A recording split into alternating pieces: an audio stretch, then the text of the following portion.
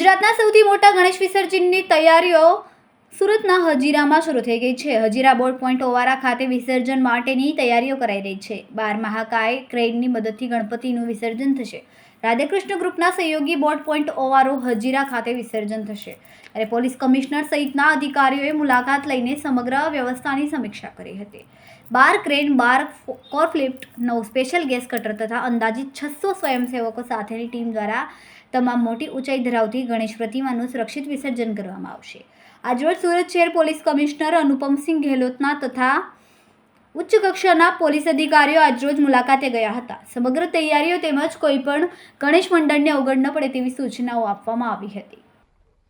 17 तारीख को गणेश भगवान का विसर्जन की प्रक्रिया में सबसे बड़ा अपना जो कुदरती ओवारा यहाँ पे हजीरा में है और आज इसकी विजिट लेके जो अपना मंडल है जो विसर्जन की प्रक्रिया में पूरा पुलिस को सहयोग करने वाला है, उनके साथ संकलन और प्लस यहाँ की व्यवस्था देखने के लिए आए और पिछले बार के एक्सपीरियंस को लेके खूब अच्छी व्यवस्था इस बार और सुधार किया गया है और बड़ी मूर्ति, छोटी मूर्ति, क्रेन की व्यवस्था, उनकी पोजीशनिंग की व्यवस्था कहाँ रखना है, ट्रैफिक कहाँ जाएगा, वो सब की चर्चा हुई और पूरी प्रक्रिया खूब अच्छे से होगी और जल्दी से होगी, ये पूरी उम्मीद के साथ हम लोग इस बार का आयोजन कर रहे हैं.